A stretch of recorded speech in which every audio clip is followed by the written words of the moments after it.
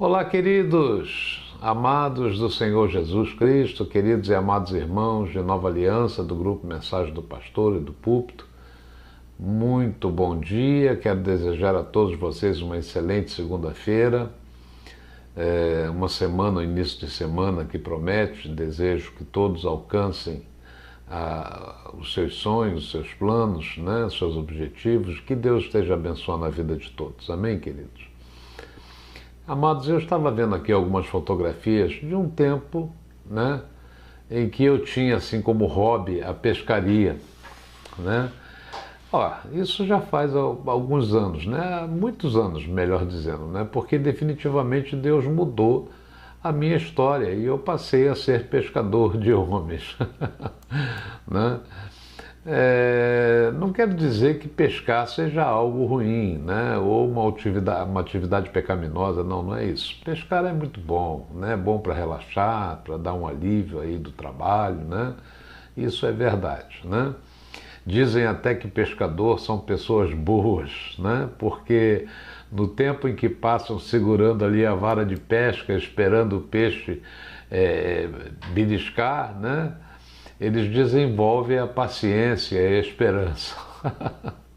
É verdade, Mas do jeito que eu praticava, a pescaria, eu era um atleta de um clube de pesca, eu praticava pescaria esportiva, exigia assim de mim muito tempo, E esse tempo eu roubava de Deus, da família, E me prendia em compromissos quase que integralmente nos finais de semana, E às vezes a semana inteira, às vezes em que eu viajava para campeonatos fora do país, aí pela Argentina, pelo Paraguai, Eu tive algumas experiências no mar, queridos. Não como barqueiro, Mas como um pescador amador. Eu enfrentei algumas tempestades e o famoso enjoo causado pelas ondas que não paravam de bater no casco da embarcação, dando aquela sensação de um sobe e desce infinito, é terrível, E eu lembro uma vez que eu fui pego de surpresa por uma tempestade, uma tempestade que veio do sudoeste, e a minha sorte é que havia uma pequena ilhazinha, mas muito pequena mesmo, que me deu ali para me esconder atrás ali, me abrigando das rajadas do vento, das ondas violentas, E quando não existem ilhas, o que fazer? Você pode me perguntar, o que a gente faz quando não existe um lugar de salvação, um lugar de esconderijo?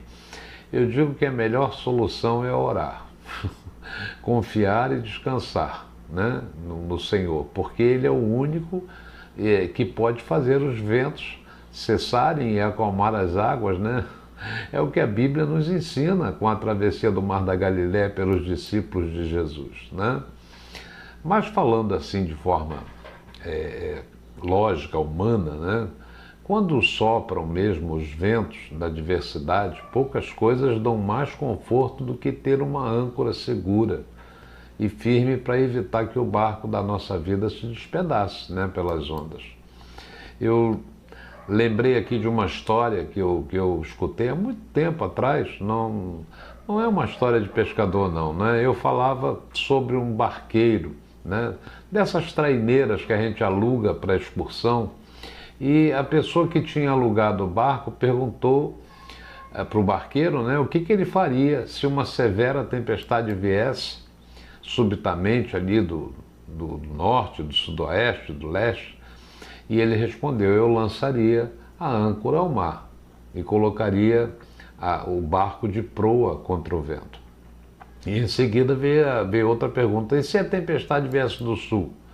E o rapaz respondeu que lançaria outra âncora ao mar, Apenas por brincadeira, o cliente perguntou sobre a terceira possibilidade, uma tempestade vinda do leste. E o rapaz prontamente respondeu pela terceira vez, e ele falou pro cliente, que lançaria outra âncora. E o cliente perguntou: mas de onde você tira tanta âncora? E o homem respondeu: do mesmo lugar de onde os discípulos de Jesus tiraram a âncora para alcançar socorro naquela tempestade do Mar da Galileia. Olha, Se você tem noção de uma tempestade no mar, sabe que é algo assim terrível, né? E isso é usado, essa experiência é usada como figura de coisas, muitas vezes, que se lançam sobre todos nós no mar da vida, né? Sabe, com certeza, quando sopram os ventos da adversidade, poucas coisas dão mais conforto para um cristão do que ter uma âncora para evitar que o nosso barco seja despedaçado pelas ondas, né? A Bíblia diz que Deus, é impossível que Deus minta, né? E que nós, os que temos como âncora da alma segura e firme a fé em Jesus, nós podemos estar certos do socorro. Está lá em Hebreus 6, né?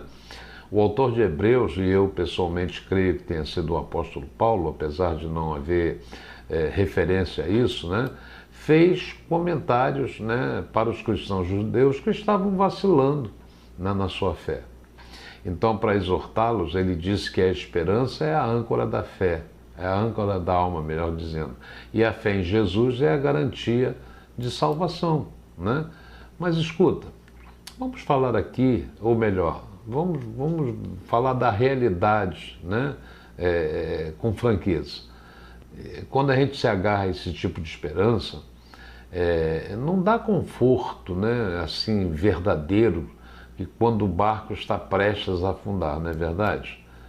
O que os navegantes precisam durante a tempestade é de uma âncora verdadeira, que possa lançar, que eles possam lançar ao mar e ter confiança de que ela vai estabilizar a embarcação e manter a embarcação flutuando nas águas. Em outras palavras, a esperança deles seria uma expectativa fervorosa, né, em vez de uma vaga esperança, né, de um recurso, porque a fé é a certeza daquelas coisas que não se veem, né?